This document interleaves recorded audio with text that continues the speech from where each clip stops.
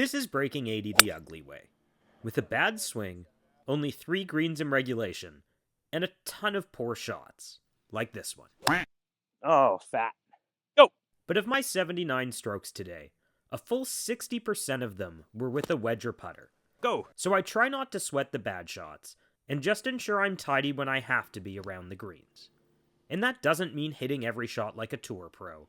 It just means getting it on the green and 2-putting when I should.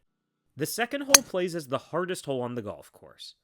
And maybe I let that get in my head over this approach shot.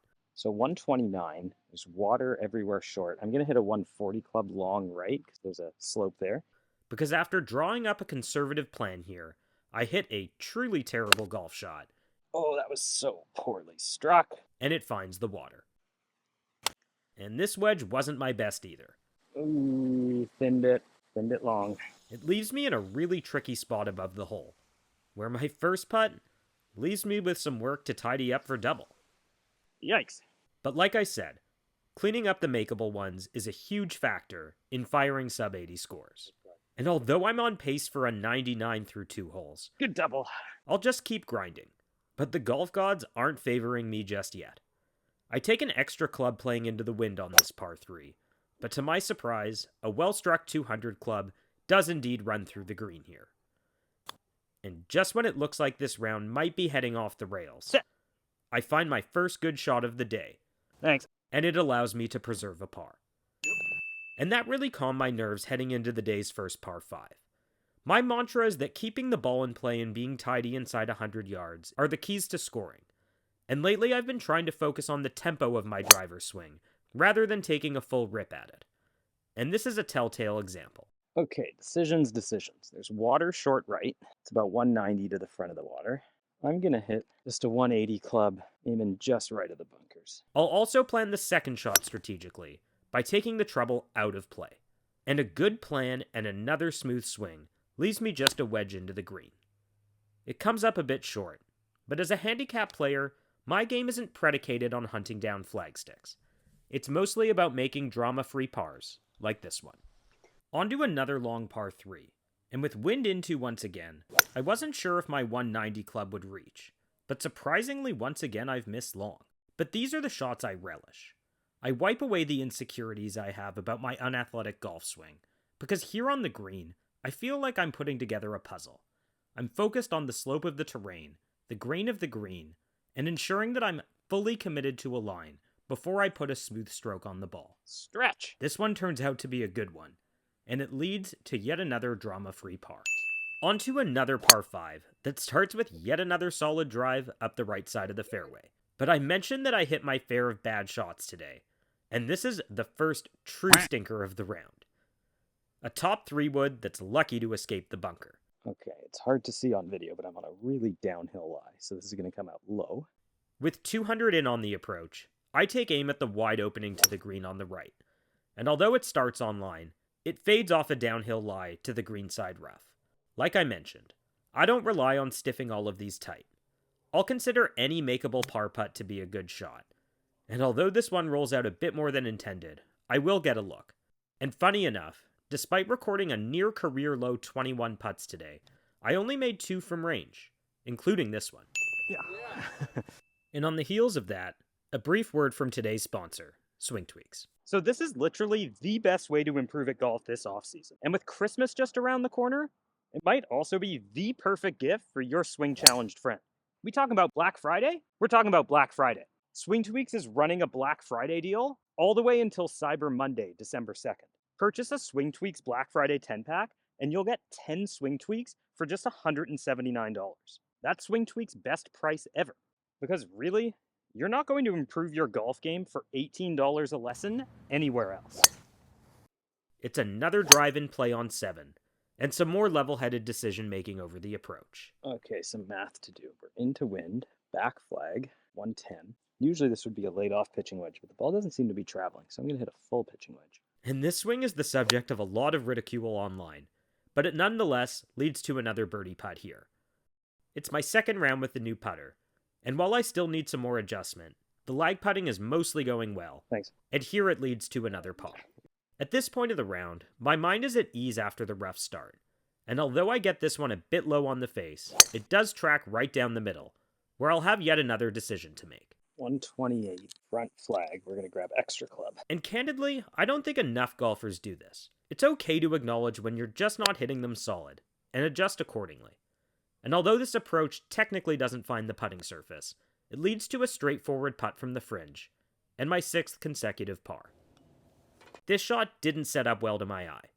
I typically draw my driver, and while trying to hit a cut over the trees on the right, I ultimately hit one straight through the fairway and into a bunker, where I decide to take a high-lofted hybrid that I'm sure will clear the lip. It's not pretty, Thanks. but it gets the job done. But this is my worst wedge shot of the front 9. It fails to get to the putting surface, leading to another familiar putt from the fringe. Turn back now. Turn back. And while this one isn't necessarily my best either, I'm able to tidy this one up and limit the damage on 9 to a bogey. So some solid drives on the front, combined with missing in the right places, allowed me to escape the front 9 only 4 over par. And I'll hope to keep the momentum going on the back. The back starts with an innocuous par 4 that calls for less than driver off the tee. And while I ultimately hit this hybrid a bit offline, Okay, 132. I'm really not hitting irons well, so I'm just going to keep taking more club. it leaves just a short iron in. Once again, I'll take some extra club, and this one winds up just over the back. It's a tricky one down the hill here, but another well-executed one, and we'll start the back with a par. This is perhaps the easiest hole on the golf course, but after putting one in play off the tee, I grab extra club once again before hitting another stinker. No, I pulled it. It should be a pretty easy up and down from here, with plenty of green to work with. But this chip isn't my best, and for the first time in a while today, I miss a makeable one. Boy, that did seem to snap, didn't it? Boy, I thought I hit a great putt there. Nonetheless, at this point in the round, golf is feeling boring, in the best possible way. Save for the drive into the bunker on 9, every tee ball has put me in position to hit a green in regulation, and despite another poor strike on this approach, I've left myself plenty of green to get up and down with once more. And this time, a well-struck wedge leads to an easy par. That will work. But maybe I jinxed it, Oh, no. because this is my second and final stray drive of the day here on 13. That's probably in the bunker. And for the second time, I'll grab a high-lofted hybrid from the trap. Thank you. And this one is a great strike that should put me right on track with just a 9-iron in. But then, I do this. Adam. And the next one should be a straightforward bump and run with a gap wedge. But man, the pad shots seem to be coming in bunches at this point. And, for the first time today, I've totally misjudged a lag putt. The key, as I mentioned though, is limiting the bad shots to bogeys and not worse. And I am able to get that done here. Of course, it's always useful to offset a double on the card by carding an occasional birdie. It's important to note that as a single-digit handicap, I only average 1 birdie per round, but even for me, this looks like a birdie hole. A smooth gap wedge that I get to tee up should give me a good look at it.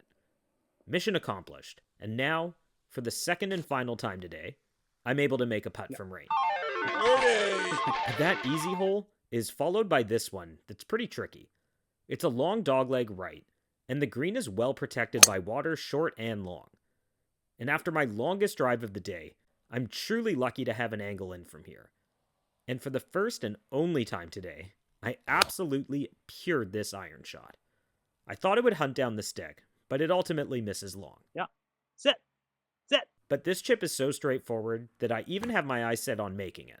And it almost drops. Oh, And I'm able to clean up for par. thank you. And for whatever the flaws are of my swing with an iron in hand, the driver is continuing to cooperate. Thank you. This one doesn't get out there too far, but I won't complain with being in the middle of the fairway. I will, however, complain about this one. Adam! Get away from the water. I'm truly lucky that it misses the water. Okay, the goal here is get it on the green. Oh, that's a shitty lie. But this one's in a crappy lie, and with my mortal skill set, And I didn't get my goal. I don't have it in my arsenal to nip this one cleanly and get it on the green. But save for the second hole, I've done a decent job limiting mistakes today.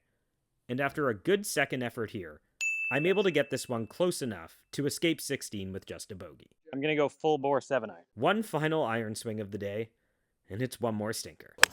Oh, Adam, that's so effing bad. And to add insult to injury, after some indecision over which wedge to play this one with, I hit yet another bad shot here. I hope it's demonstrative of the fact that we can still break through 80, or virtually any scoring barrier for that matter, in spite of lots of bad shots. I follow it up with a reasonable putt, and will settle for another bogey. I love a gettable par 5 as a finishing hole, although this drive doesn't quite get out there far enough to give me a true shot of reaching the green in 2. Okay, not going to be able to reach, but 246 flag, just missed short left. So in hindsight, 3-wood probably wasn't the club here, and after this wipey fade, I'm worried that it's going to find the water, but the golf gods give me yet another break here. It stays dry, but I follow it up with one final bad shot of the day. But hey, I'll relish the challenge of getting up and down once more for a true sub-80 score. And indeed, the chip is well judged, Thanks. and leaves me just a tappin'. So there you have it. A swing for radio, over a dozen bad shots, only 3 greens in regulation, but a sub-80 score nonetheless. I won't do it every day, but often enough to carry a single-digit handicap, and I hope it's inspiration for those of you trying to lower your scores. You don't need to be perfect out there.